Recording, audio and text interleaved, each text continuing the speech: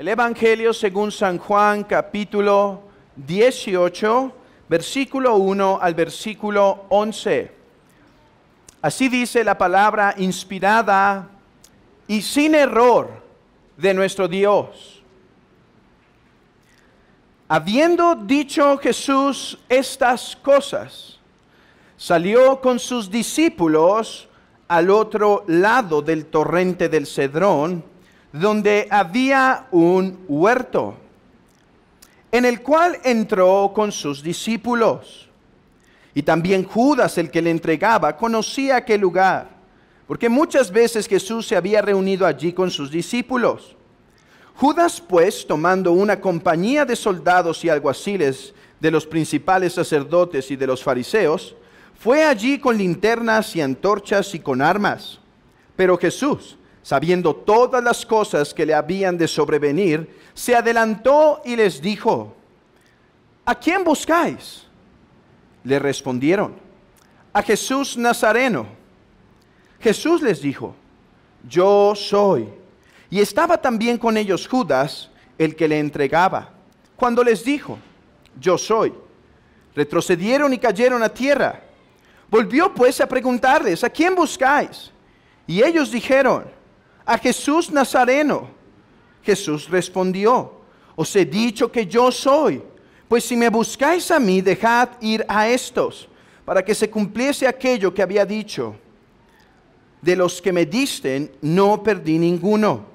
Entonces Simón Pedro, que tenía una espada, la desenvainó e hirió al siervo del sumo sacerdote y le cortó la oreja derecha. Y el siervo se llamaba Malco. Jesús entonces dijo a Pedro: mete tu espada en la vaina.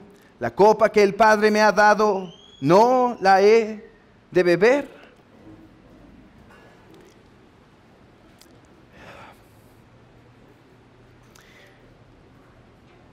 El día de hoy nuevamente nos encontramos en Juan 18. Y realmente solo pasaremos un sermón más en Juan 18, versículo 1 al 11, y por fin pasaremos al 12. Pero creo que todavía hay verdades aquí que son muy importantes para nosotros. Deben saber algo, hermanos, en cuanto a la predicación. En la predicación uno no siempre puede predicar todo lo que hay. De hecho, otro consejo que dan los predicadores, hoy van a recibir varios consejos de estos, es: no digas todo lo que encuentras, porque eso va a ser una gran revoltura. Toma el pensamiento principal y agárralo como si fuera un clavo, y ese pensamiento principal, argumentalo. Y bueno, así nos ha pasado en Juan 18, 1 al 11. Primero interpretamos el texto viendo un punto principal, después lo volvimos a ver para ver otro punto principal, y hoy, hermanos, vamos a ver otro punto principal, y vamos a concluir este tiempo en los versículos 1 al 11, exactamente con el versículo 11, la próxima vez que pueda predicarlo.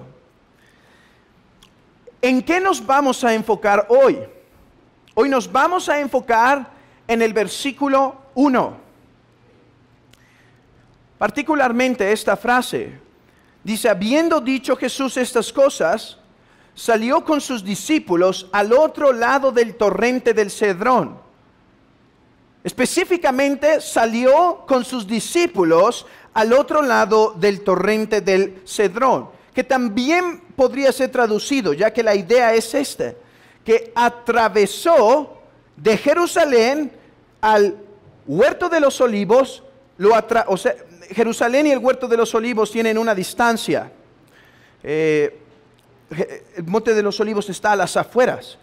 Y para llegar al monte de los olivos, tienes que cruzar. Hay varias formas de llegar. Bueno, se nos dice que Jesús decidió atravesar por el torrente de Cedrón.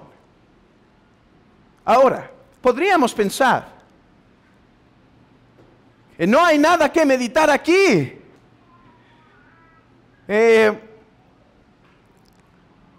Alguien puede pensar: Juan simplemente nos está dando un hecho histórico. Es como si dijera y pisaron sobre tierra. No pasa nada, no está diciendo nada más. Pero hermanos, pienso que no es así. Pienso que Juan en estas palabras nos está dando un símbolo. Nos está dando un símbolo. Ahora, ¿qué es un símbolo? Un símbolo es una señal que representa otra cosa. A veces las definiciones no son muy buenas porque nos dejan en la misma posición, ¿verdad? Ok, veamos ejemplos muy sencillos. Cuando vamos manejando, niños, cuando van en el carro con sus papás y ven un rojo, eso es una señal. ¿La señal qué es? Luz roja. Ahora, ¿qué nos quiere enseñar esa luz roja? Nada, simplemente adornar la calle. Luz roja. No, hay un símbolo detrás, ¿verdad? Niños, ¿qué quiere decir eso? No en la forma de manejar de sus papás, sino algunos van a decir, pásatelo si no te ve nadie. No, eso no quiere decir. Quiere decir alto. Y verde no es solo luz bonita, es continúe. Bueno, así también a veces vemos en productos. Niños, su mamá seguramente guarda abajo de donde lava los trastes algunos productos. Y a veces esos productos tienen una carita, un cráneo, ¿sí? Y tiene una X. ¿Qué nos quiere decir eso? Niños, ¿está simplemente para asustarnos y que no abramos esa gabineta? ¿Sí? ¿Es solo para asustarnos? No, ahí hay algunos cráneos. No, ¿verdad? ¿Qué nos quiere decir? Cuidado, advertencia, esto es nocivo, esto puede dañar tu vida. Bueno, cuando Juan dice que Jesús pasó al otro lado por el torrente del Cedrón, yo estoy convencido. Iba a decir yo creo, pero a veces la palabra creo entre nosotros se ha vuelto un poco, ha perdido su significado. Sí, creo puede ser como, pues sí, creo que mañana. No, yo creo, o sea, estoy convencido que Juan nos está dando un símbolo aquí.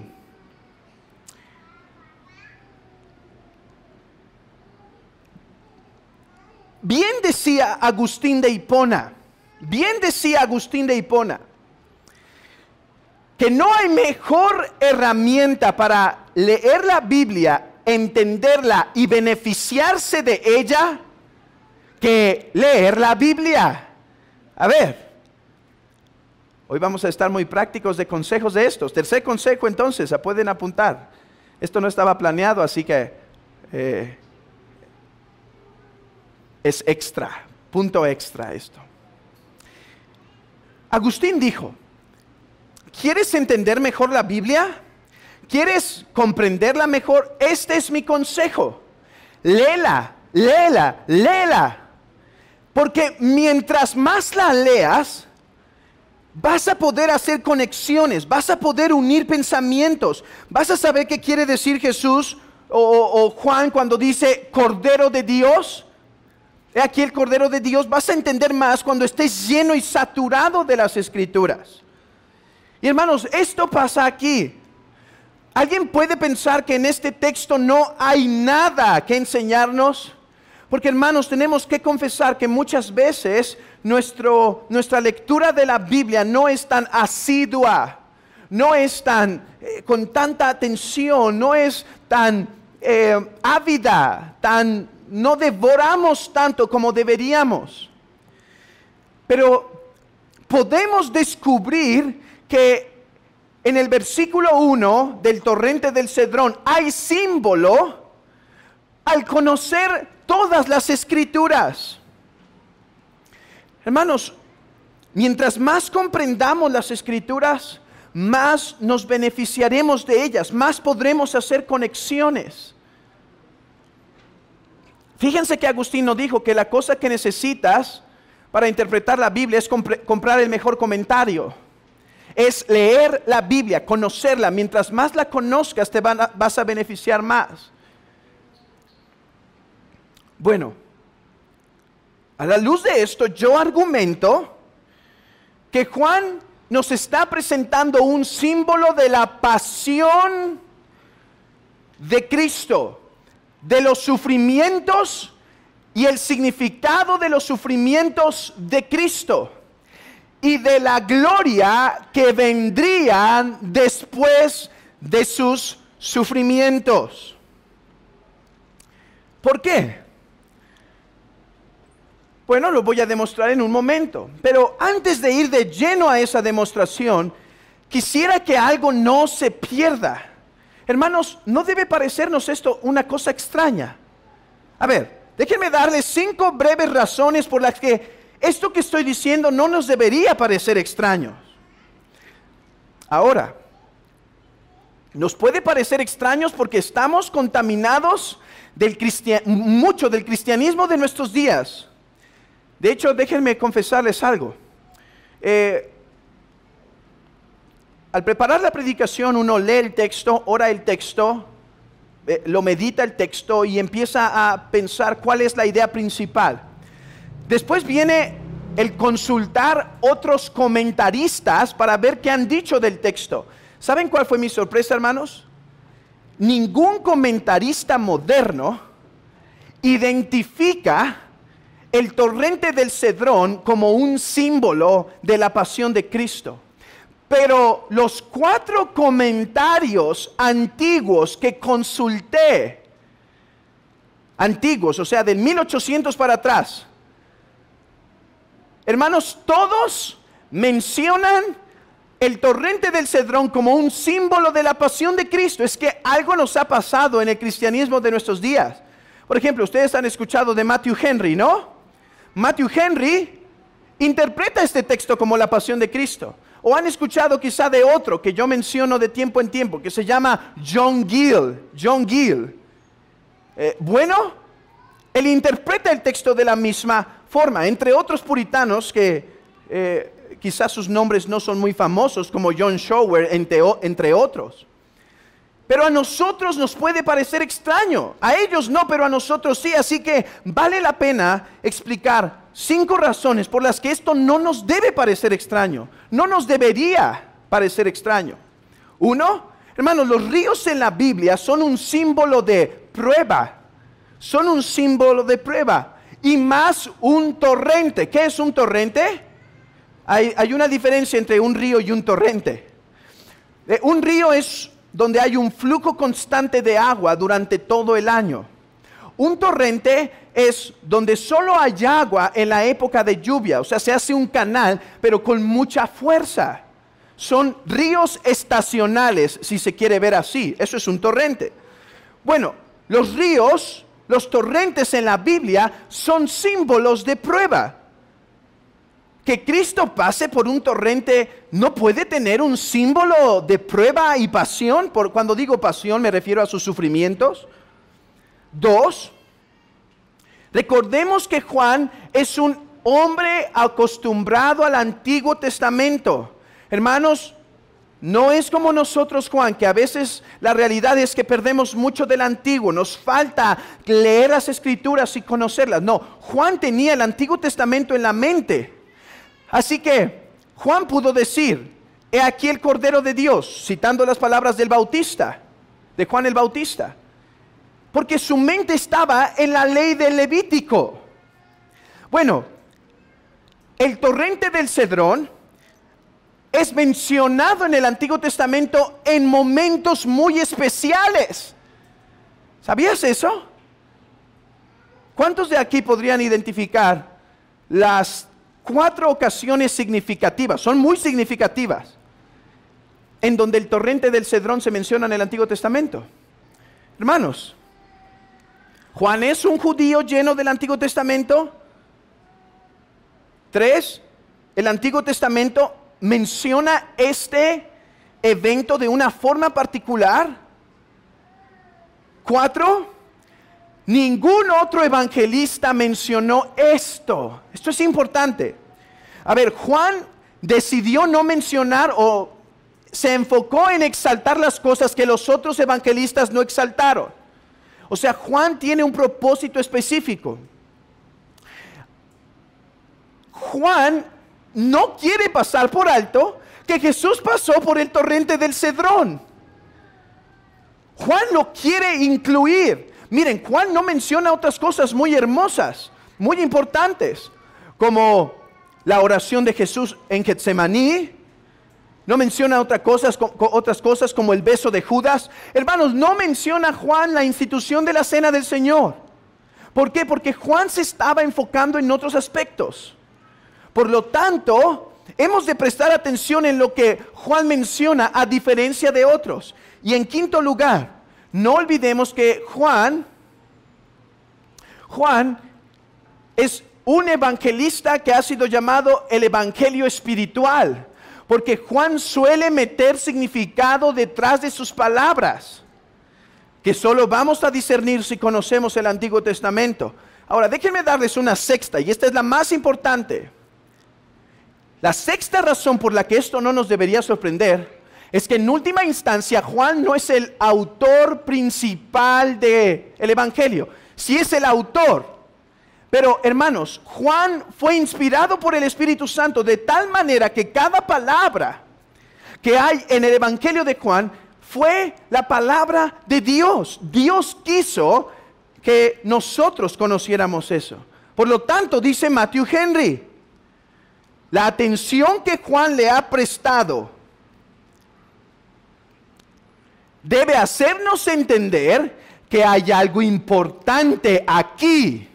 O sea, a la luz de esto, debería prender ya nuestros sentidos y decir, hay algo importante aquí. Bueno, si hay algo importante, ¿qué es ese algo importante? ¿Cuál es ese símbolo que encontramos en este versículo? El símbolo es el siguiente. Juan, por medio del torrente del Cedrón, nos recuerda los sufrimientos de Cristo, la razón de estos y la gloria que vendrían tras sus sufrimientos. Vayamos por 4 puntos muy sencillos. 1, este texto simboliza que Jesús cargó nuestra suciedad. Este texto simboliza que Jesús cargó nuestra suciedad. El torrente del Cedrón fue llamado así no porque había muchos cedros. ¿Quién pensaba que se llamaba el torrente del Cedrón por los cedros? No, ahí se nos dice que había olivos, ¿no es cierto? Getsemaní, no había cedros. Se le llama Cedrón porque la fuente de donde viene esta palabra quiere decir un valle, un lago o un torrente oscuro, un torrente turbio, o sea, sucio. Y la razón de este color tiene al menos 2 explicaciones. Una, está el Valle de Cedrón. El Valle de Cedrón es una planicie, ¿sí? Una explanada de tierra, de árboles y demás. Y dentro del Valle del Cedrón está el torrente. Bueno, esta tierra del valle era un poco oscura. Y puede ser que por eso cuando el agua pasaba se veía oscuro. Pero la razón principal por que se le llama el torrente turbio es que esta fuente de agua se convirtió en un tipo de basurero. Un tipo de basurero. O sea, allí se echaban ciertos desperdicios. En el templo, los animales que eran degollados, sus vísceras, su sangre y lo que se tenía que echar fuera, regularmente en los tiempos donde el torrente tenía agua, lo echaban allí. O sea, no era un lugar agradable, era un lugar sucio. De hecho, esta es una práctica común desde el Antiguo Testamento. Por ejemplo, abran sus Biblias en Segundo de Crónicas, capítulo 15. Segundo de Crónicas, capítulo 15. Y es interesante que aquí tenemos las menciones más significativas del torrente del Cedrón. El torrente de Cedrón. Hay otras menciones del torrente del Cedrón, pero no creo que son significativas en el Antiguo Testamento para nuestros puntos. Pero estas son las principales. 2 Corintios 15, 16. Dice, y aún a Maaca, madre del rey Asa, él mismo la depuso de su dignidad porque había hecho una imagen de acera. Y Asa destruyó la imagen y la desmenuzó y la quemó junto al torrente del Cedrón. La idea, como vamos a ver más adelante, es que ahí se echó los desperdicios. Ahora muevan sus Biblias al capítulo 29. Capítulo 29, versículo 16.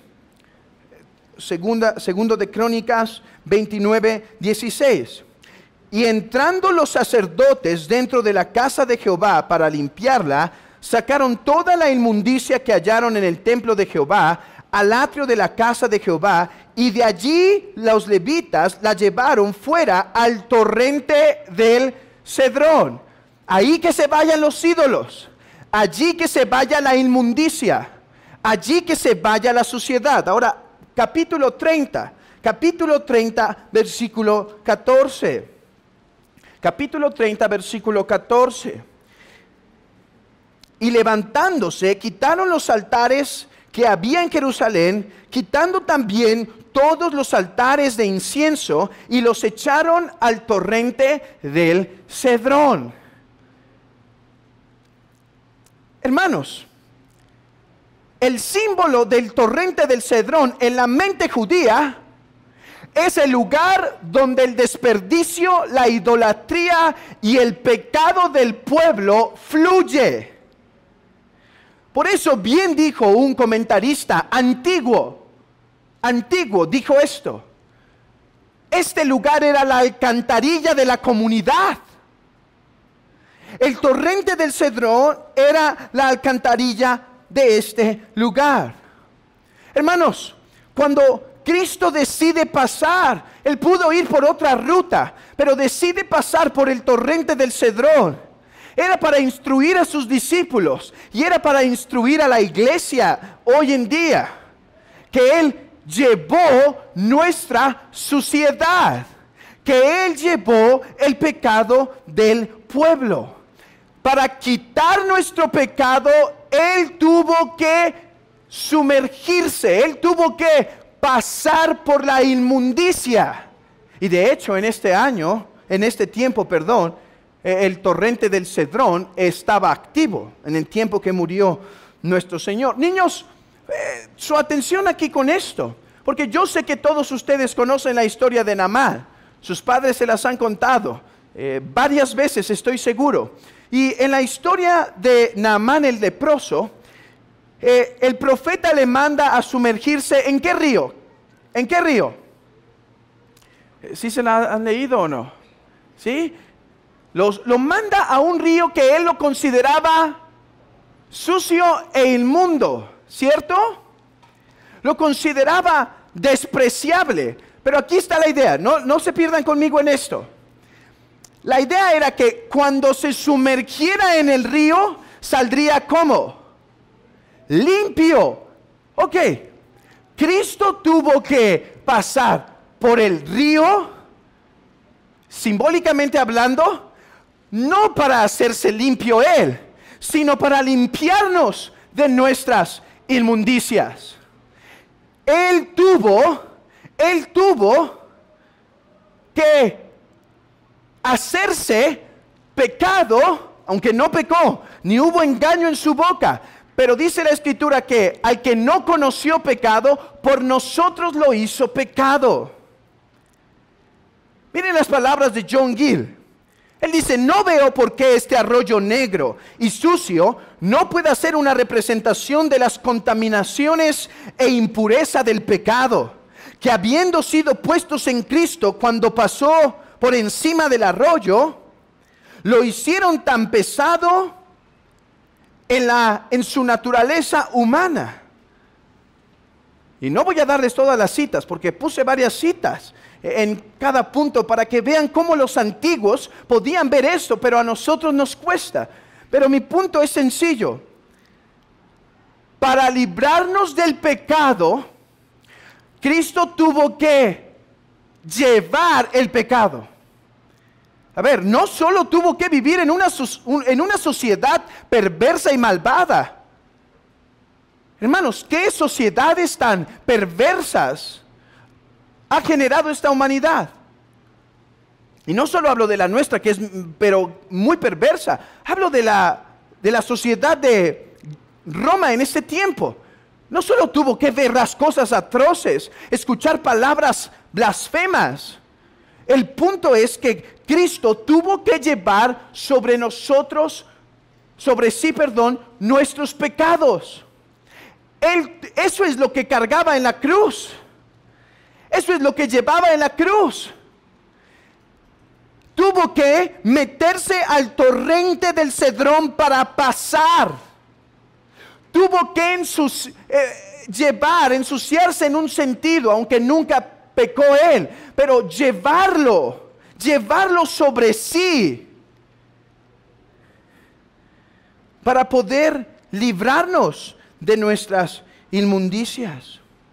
Miren, hay un versículo que muchos de nosotros amamos, Juan 3:16, el cual todos podríamos mencionar, que de tal manera amó Dios al mundo, que dio a su Hijo unigénito, para que todo aquel que en él cree no se pierda, mas tenga vida eterna. ¿Qué significa la palabra mundo? ¿Qué significa la palabra mundo? Bueno, lo prediqué ya en un sermón, así que no me puedo detener, solo digo esto. La palabra mundo tiene la idea de decir que Jesús murió no por unos buenos hombres, sino por hombres que estaban en el mundo, o sea, hombres malvados, hombres sucios, hombres pecadores, hombres inmundos. Cuando viene el leproso, Jesús no solo lo sana de lejos, Él lo toca, se identifica con Él. Claro, Él no se mancha de lepra porque es santo y puro, pero lo toca identificándose. Así Cristo tuvo que pasar por la inmundicia del mundo y llevarla para sanarnos. Niños, ustedes han pecado. Y el mensaje del Evangelio es que Cristo descendió del cielo para pasar por nuestra inmundicia y llevarla, y entonces hacernos limpios. ¿Quieres ser limpio de toda maldad? ¿Quieres ser limpio del pecado? ¿Quieres ser libre de la culpa del pecado? Cree en este Salvador que descendió del cielo para llevar nuestra inmundicia sobre Él. Pero en segundo lugar, el torrente del Cedrón también tipifica, también es un símbolo del rechazo de Cristo. Es un símbolo del rechazo de Cristo. Abran sus Biblias en Samuel, segundo de Samuel 15. Todos amamos esta historia, la historia de David. Bueno, particularmente esta no nos agrada tanto, pero la conocemos. La conocemos el día en que Absalón toma el poder. ¿Sabemos lo que pasa? David está reinando en Jerusalén, su hijo se empieza a aprovechar y su hijo termina quitándole el reinado, hace una revuelta y demás. Lean conmigo del versículo 16 en adelante, hasta el 23. El rey entonces salió con toda su familia en pos de él, y dejó el rey 10 mujeres concubinas para que guardasen la casa. Salió pues el rey con todo el pueblo que le seguía, y se detuvieron en un lugar distante, y todos sus siervos pasaban a su lado. con todos los ceretos y peleteos y todos los geteos, 600 hombres que habían venido a pie desde Gad, iban delante del rey. Y dijo el rey a Itai, geteo: ¿para qué vienes tú también con nosotros? Vuélvete y quédate con el rey, porque tú eres extranjero y desterrado también de tu lugar. Ayer viniste, y he aquí hacer hoy que tú te muevas para ir con nosotros. En cuanto a mí, yo iré a donde pueda ir. Tú vuélvete y haz volver a tus hermanos, y Jehová te muestre amor permanente y fidelidad. Y respondió Itai al rey diciendo: vive Dios y vive mi señor, que o para muerte o para vida, donde mi señor el rey estuviere, allí estará también su siervo. Entonces David dijo a Itai: ven pues y pasa. Y pasó Itai geteo y todos sus hombres y toda su familia. Y todo el país lloró en alta voz. Pasó luego toda la gente el torrente del Cedrón. Asimismo pasó el rey y todo el pueblo pasó el camino que va al desierto. Va al desierto. Es que esto es importante. Después del torrente del Cedrón, el monte de los olivos, lo único que queda es desierto. Un lugar de juicio en la mente judía. Hermanos, el rey David, aquel que tenía el corazón conforme a Dios, aquel que es una imagen de Cristo, lo que se llama un tipo de Cristo en la Biblia, el día en que fue traicionado, el día en que fue echado, que fue rechazado, pasa por el torrente del Cedrón. A ver, si la Biblia es un libro hecho por humanos, esto es casualidad. Pero si la Biblia es inspirada por Dios, esto es una conexión del mismo Espíritu Santo que está guiando a Juan a hacer. Hermanos, vean el parentesco. El rey traicionado, el rey desterrado, pasa por el torrente del Cedrón. Cristo, el verdadero rey que fue rechazado, el verdadero rey que fue despreciado, el verdadero rey que fue humillado, pasa por el torrente del Cedrón. O es que Cristo, al pasar por el torrente, tenía la intención de vincular la mente de sus discípulos con estas escrituras para decir: discípulos, yo soy el rey desterrado. Discípulos, yo soy el rey traicionado. Yo soy de quien habló David. Ahora hay una gran diferencia, o dos grandes diferencias. Una, miren la fidelidad de Itai geteo. ¿No es eso fidelidad? Y la de todos los que van con él dice que iban llorando. Pero hermanos, Cristo padeció incluso del rechazo en un sentido de sus discípulos. Todos le abandonaron. Todos le despreciaron. Pero hay un segundo punto que me gustaría resaltar, y es este. David sufrió eso involuntariamente. David sufrió eso porque Absalón fue más sabio. Jesús decidió y permitió ser rechazado voluntariamente, hermanos. Cristo vino a este mundo para sufrir ese rechazo, para sufrir esa humillación. Hermanos, eso es lo que exalta el sacrificio de Cristo para nosotros, su iglesia, hermanos. Esto es lo que lo exalta. Porque sabemos que el rechazo de los judíos, sabemos que el rechazo de los gentiles, sabemos que el rechazo de los de su nación, sabemos que las cachetadas, los puñetazos en el rostro, la corona de espinas, esas humillaciones que le hacían diciendo: oh, salve, rey de los judíos, toda esa humillación Él la quiso pasar. Hermanos, Cristo iba decidido a pasar a Getsemaní por el torrente del Cedrón para enseñar a sus discípulos cuánta voluntad tuvo en ser humillado, hermanos. ¿cómo no estimó en lo absoluto el recibir tal humillación por salvar a su pueblo? Él quiso llevar esa humillación. Él voluntariamente la recibió. Oh, hermanos, que tu corazón sea sensible esta mañana para presentar acción de gracias a Jesucristo. Esa acción de gracias por su sacrificio voluntario, por su humillación. Gracias hemos de dar, porque Él murió por nosotros y sufrió por nosotros. Tan cruenta cruz, tan humillante cruz. Del trono al estercolero. Del trono al estercolero. Porque quiso hacerlo. Hermanos, Él quiso morir. Él quiso llevar esa humillación.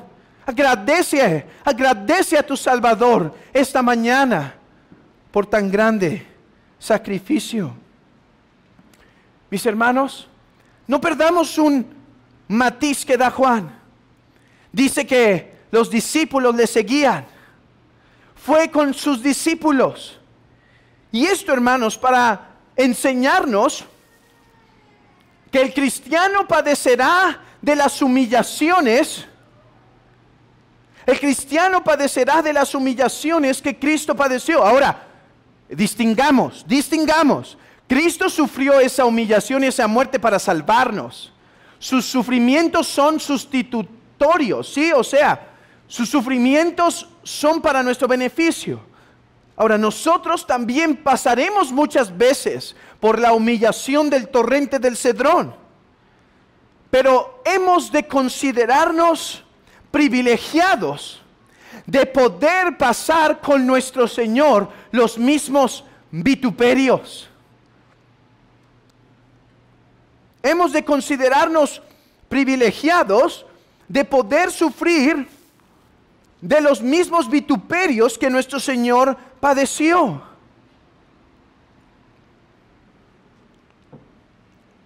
Y aquí deberíamos tener una exhortación también.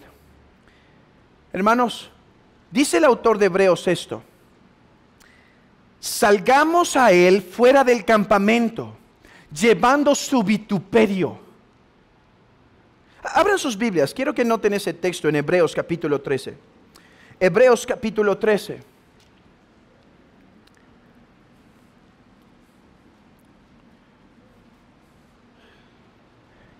Y creo que esto puede enfatizar el significado simbólico de lo que vamos a ver en este punto y en el siguiente.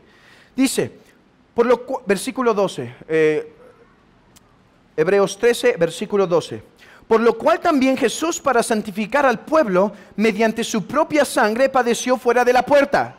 Interesante, ¿no? Padeció fuera. Ok, ahorita volveremos a él. Salgamos pues a Él fuera del campamento, llevando su vituperio, porque no tenemos aquí ciudad permanente, sino que buscamos la porvenir.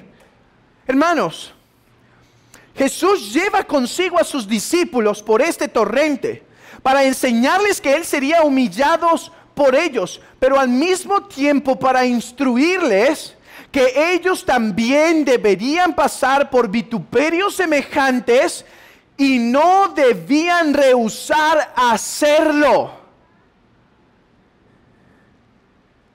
Como cristianos, muchas veces no queremos tomar la cruz.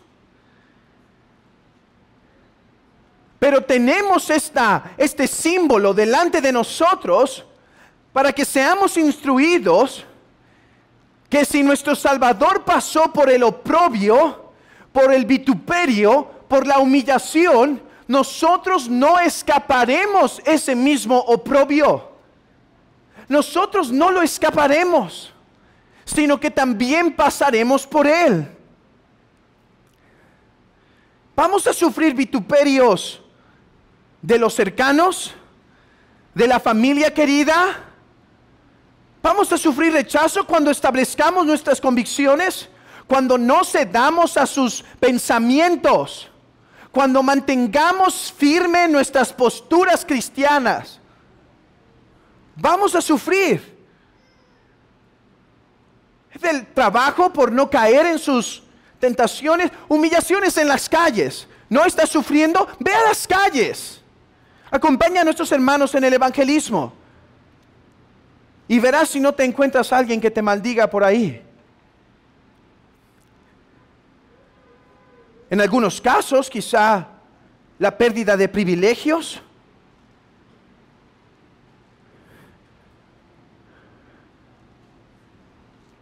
Hermanos, ser cristiano cuesta.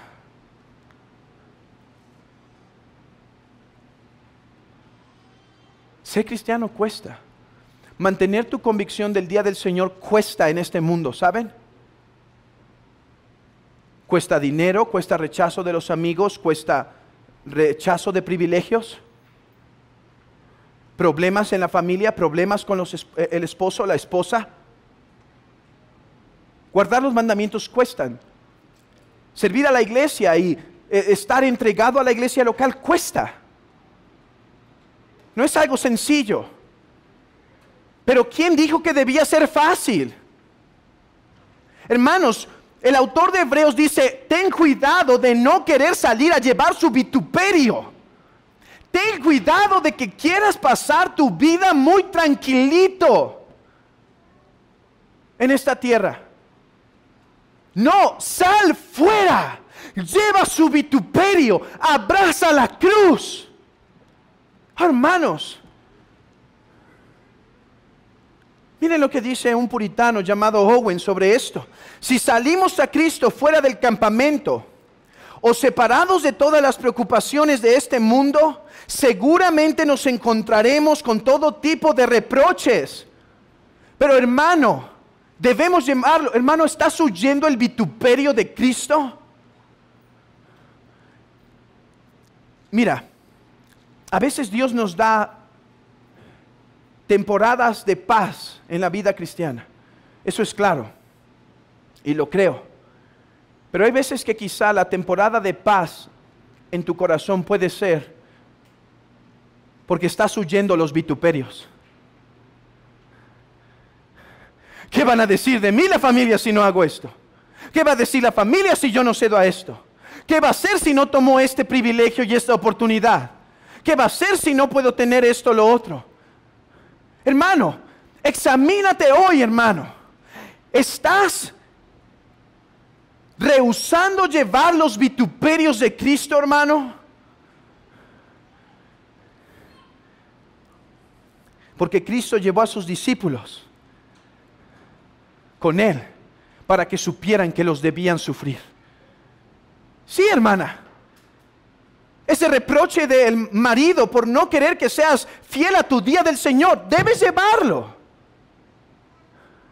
Ese reproche por servir a la iglesia y salir a las calles, debes llevarlo. Ese reproche por guardar el día del Señor, debes llevarlo. Esos privilegios, debes negarlos. Hermanos, hemos de prepararnos porque si hoy no podemos negar lo que es fácil, ¿qué será el día de la prueba, mis hermanos? ¿Qué será en el día de la tribulación, en el día de la persecución? Si hoy no podemos negar y entregar a Cristo lo que es más sencillo, ¿qué será en el día de la prueba, amados hermanos? Oh, pero ya decía Spurgeon, que no nos gusta ir por el torrente de Cedrón. Levantarse temprano para ser devoto, hacer sacrificios en el trabajo y en los descansos para servir al Señor. Pero no nos gusta pasar por el torrente de Cedrón. Hermano, ¿te estás rehusando a entrar?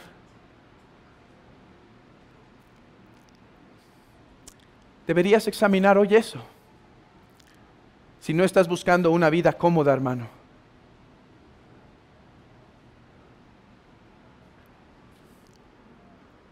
Porque podemos caer. ¿No le pasó así a Pedro, hermanos? ¿No le pasó así a Pedro?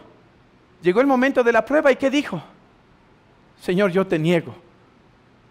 Así decimos, Señor, tú nos demandas esto, pero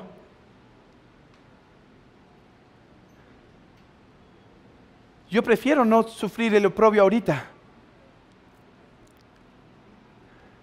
Estás llevando el oprobio, hermano. Un punto más, otro símbolo más del torrente del Cedrón, es que Cristo murió fuera. ¿Qué quiero decir con esto? Regresemos nuestra mente a lo que leímos hace un momento de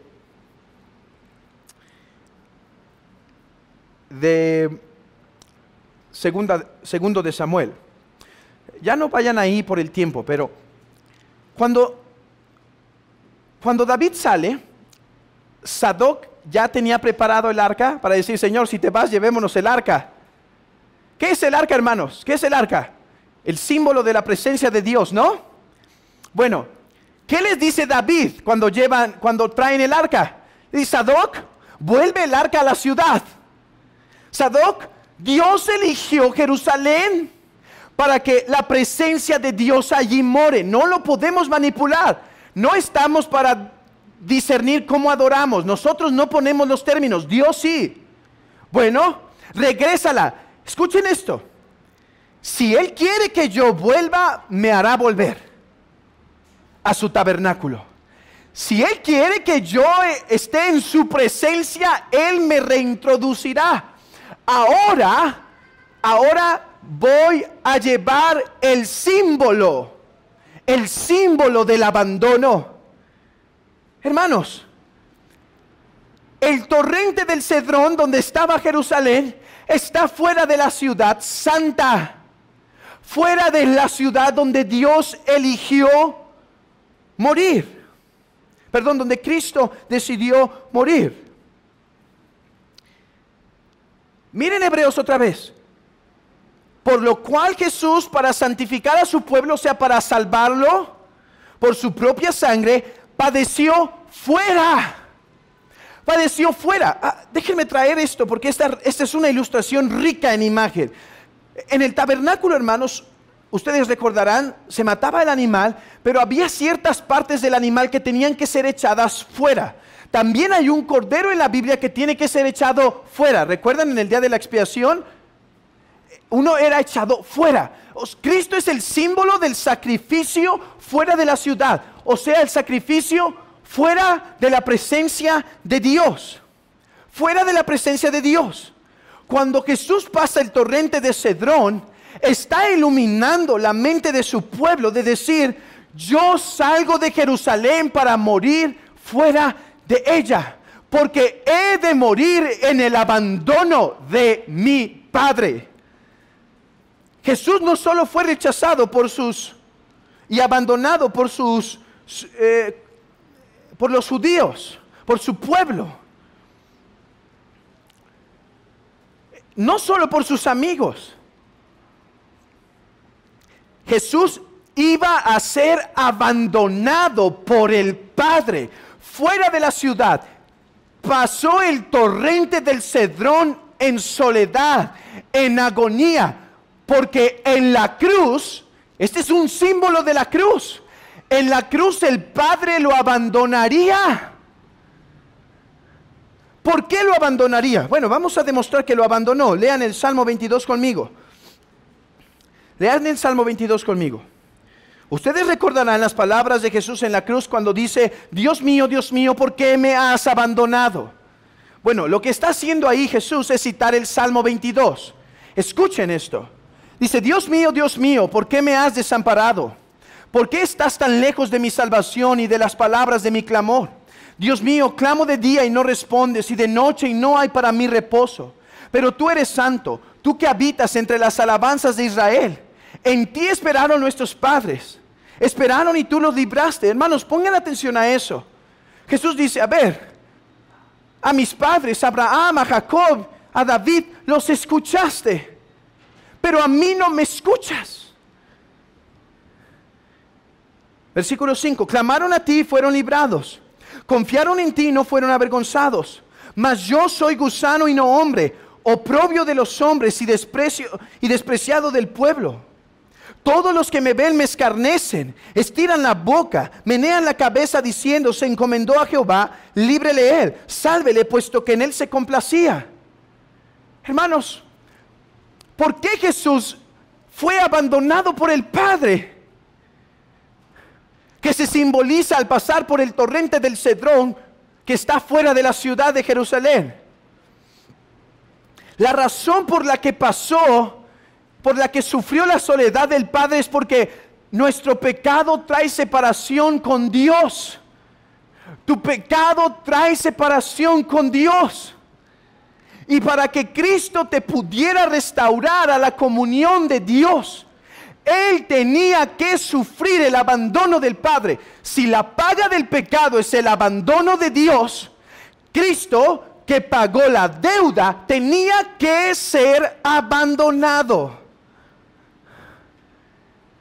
Hermanos, creo que hay más símbolo en esto, incluso al hacer el torrente del Cedrón, el torrente de la oscuridad. Cristo pasó por la noche de la oscuridad. ¿No se hizo oscuro en el día que Jesús murió? Hermanos, ¿pero qué simbolizaba esa oscuridad? El juicio de Dios.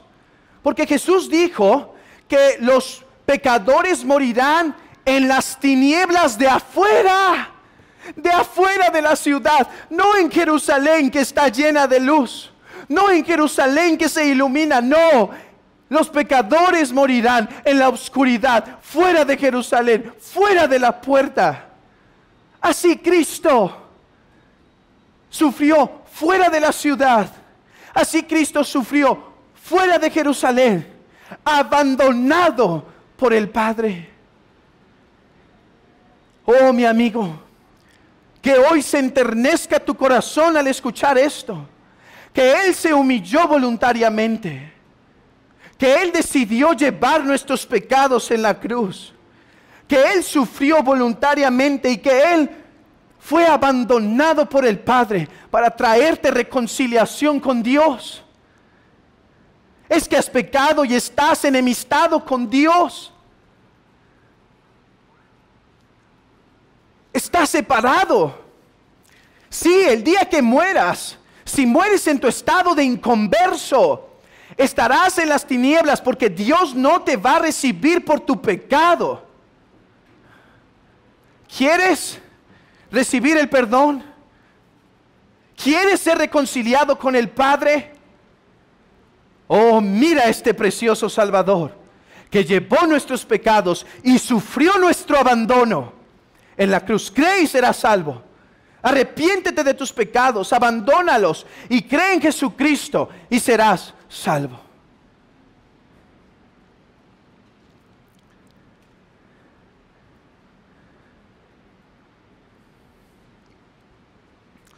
Pero terminemos esto. El torrente del Cedrón es, por último, un símbolo de la gloria que vendría en los sufrimientos de Cristo después de Él, después de estos.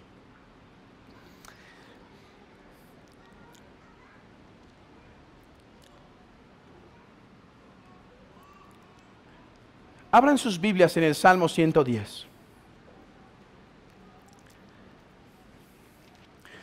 La mayoría de los que están aquí reconocen que el Salmo 110 es conocido como un salmo mesiánico. Ahora, nosotros, como iglesia, reconocemos que los 150 salmos son mesiánicos. Pero este salmo tiene un énfasis especial en la obra de Cristo. Este salmo tiene un énfasis particular de la obra de Cristo. Y hermanos, es interesante que un arroyo se mencione. Miren, no podemos leer todo el salmo, pero todo el salmo dice Jesús va a ser exaltado. Siéntate a mi diestra hasta que ponga a tus enemigos por el estrado de mis pies. Tú vas a reinar. Tú eres Señor. Ahora lean el versículo 7. Ahí es donde me quiero enfocar. Versículo 7. Del arroyo beberá en el camino, por lo cual levantará la cabeza. Del arroyo beberá en el camino. Hermanos, el Salmo dice, Cristo, tú el Mesías, serás exaltado. Pero primero beberás del arroyo y entonces se levantará tu cabeza. Primero pasarás por la prueba. Primero pasarás por la tribulación. Primero pasarás por la angustia. Primero pasarás por el arroyo, la cruz, ese torrente oscuro. Pero después vendrá la gloria. Hermanos, esta misma imagen la tenemos en el día que Cristo pasó el torrente. Porque si el torrente es símbolo de los sufrimientos de Cristo, ¿qué es el huerto? Si el torrente es símbolo de los sufrimientos de Cristo, ¿qué es el huerto de los olivos? El cual le llama un lugar de descanso. El cual lo llama un lugar de descanso. Adán pecó. Fue expulsado del huerto. Cristo viene y dice, discípulos, los voy a volver a meter al huerto, pero tengo que pasar por el río, tengo que pasar por el arroyo, tengo que sufrir la cruz y entonces los introduciré en el huerto. ¿Qué es el huerto? Sino el símbolo de la presencia de Dios. Hermanos, de hecho allí encuentra Cristo a su Padre. ¿No es cierto que va a orar allí? A buscar descanso. Hermanos, después de pasar por el torrente, la cabeza de Cristo sería levantada como el único Salvador, como el único Redentor, como el único que ha traído paz a los pecadores. Escuchen estas palabras preciosas de Charles Spurgeon. Pero su cruz fue su triunfo. El Calvario fue un campo de batalla en el cual él obtuvo la victoria. Y como David regresó a Jerusalén, resucitado del sepulcro para nunca más sufrir o morir, y regresó nuevamente a los cielos de donde vino, al unísono de las trompetas y el estruendo de una música y melodía que se cantará hasta el día de hoy. Alzad puertas vuestras cabezas y alzaos vosotras puertas eternas y entrará el Rey de gloria. ¿Quién es este Rey de gloria? Jehová el fuerte y el valiente, Jehová el poderoso en la batalla. Oh bendito Salvador, que al pasar el torrente toma a sus discípulos y dice, pasaré el torrente, pero una vez que he pasado, ustedes estarán en el huerto. Oh mi amigo, Jesús vino a sufrir aquí para llevar a los pecadores de regreso al huerto, de regreso a la presencia de Dios. Esa es la razón de su sacrificio. ¿Te rehusarás a recibir esta salvación? ¿Negarás esta bendita salvación? Pecador, ¿qué otra esperanza tienes? Tú no puedes pasar el torrente solo. Cristo tiene que ir primero. Porque tú no puedes satisfacer por tus pecados.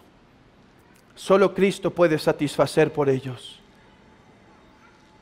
Hermano, déjame dar unas palabras de ánimo. Porque hoy este texto a nosotros los cristianos ha levantado nuestra visión de Cristo y su sacrificio. Bendito sacrificio. Pero también nos ha exhortado, hermanos, que cuando Cristo pasa por el torrente y toma a sus discípulos, nos enseña que nosotros no debemos rehusar llevar el oprobio. Ahora déjame animarte. Al entender esto, hermanos, después de que Cristo pasó el torrente, entró al huerto. Después de que Cristo murió y fue sepultado, fue recibido en gloria. Cuando Jesús pasa el torrente y entra al huerto de descanso con sus discípulos, es una forma de animarles. No temas. la humillación. No temas el oprobio. No prefieras una vida cómoda. Mira la gloria que te espera. Niños, voy a tener que adelantar algo del peregrino, porque no puedo no decirlo ahora.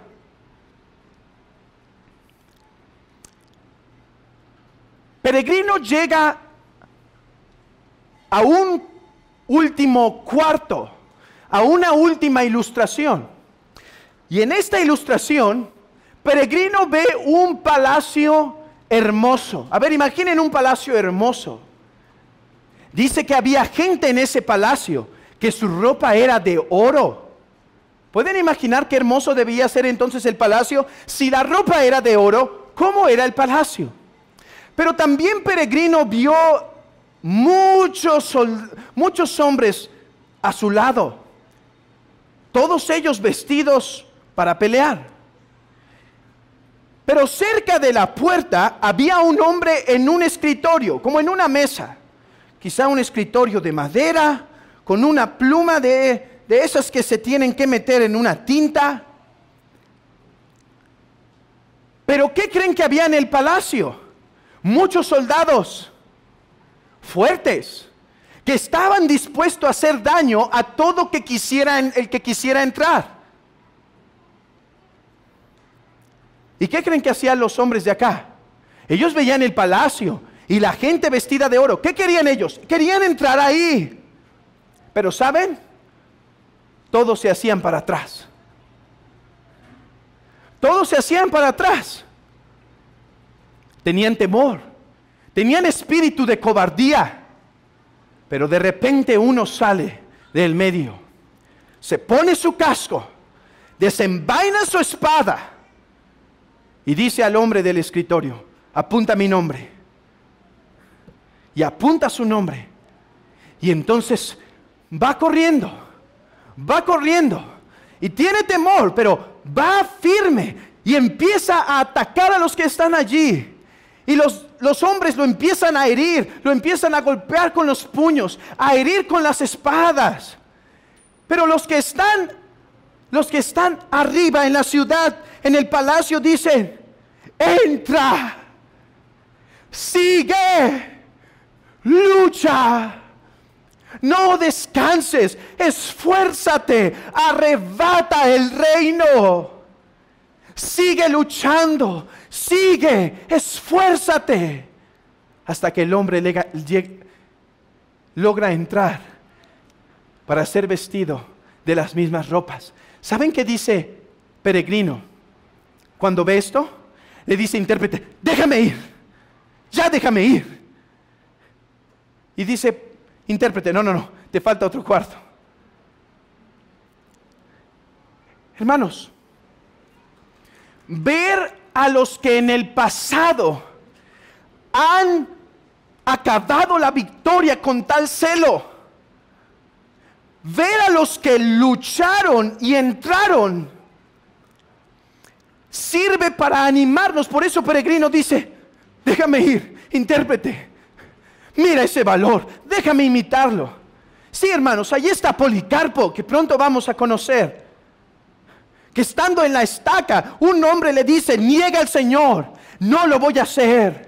Tú me podrás poner en el fuego de la estaca, pero Dios te pondrá a ti en el fuego eterno. Conocer a esos hombres del pasado, a ese John Hus, a esos moravos que dieron sus vidas, alienta nuestra vida. Pero hermanos, si algo debe animarnos a no rehusar el oprobio de Cristo, hermanos, si algo debe animarnos es ver a nuestro Señor pasar el torrente del Cedrón con tal valentía, tomar la cruz con tal amor. Dame la cruz, dame la cruz. Pedro dice: no te pase eso, aléjate, Pedro, dame la cruz. Dicen que su rostro estaba firme, puesto para ir a Jerusalén. Oh, hermano, ¿estás huyendo el oprobio? ¿Estás guardando los mandamientos de Dios a la mitad para no sufrir tanto? ¿Estás rehusando el sacrificio, el esfuerzo, el tomar la cruz en la vida cristiana? Oh, ve a tu Salvador. Ve a este Salvador que despreciaba el sueño, que despreciaba las comodidades. Dice, llévanos a ver dónde moras. No tengo lugar donde posar. Las zorras tienen su guarida. Los hijos de los hombres tienen donde recostar la cabeza. Pero yo no. Oh, toma la cruz de Cristo, hermano. Oh, hermano, arriesga más en esta vida. Te espera la ciudad celestial.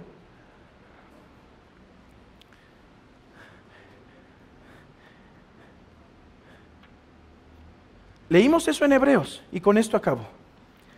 Leímos eso en Hebreos. Salgamos pues ahora fuera del campamento llevando su vituperio, porque no tenemos aquí ciudad permanente, sino que buscamos la porvenir. Hermano, si tu mente está llena del mundo y de las cosas del mundo y de las cosas de la tierra, sigue como vas. Esta es tu esperanza. A lo mejor eres un hipócrita cuya esperanza para ti no es el cielo. Aprovecha aquí porque no tendrás nada bonito que esperar. Aprovecha, disfruta aquí, desgástate aquí en todos tus placeres. Todo, hazlo todo. Pero mi amado hermano, si esta es tu esperanza, abraza el oprobio de Cristo.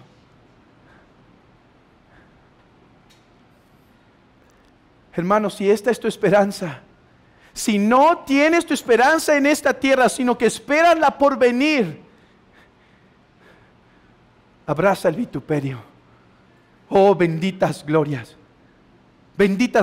que les espera al pueblo de Dios. Teniendo por lo tanto tal nube de testigos, despojémonos de todo peso y del pecado que nos estorba, y corramos con paciencia la carrera de Cristo. Iglesia, que el día de hoy seas movida a no huir pasar el torrente del Cedrón.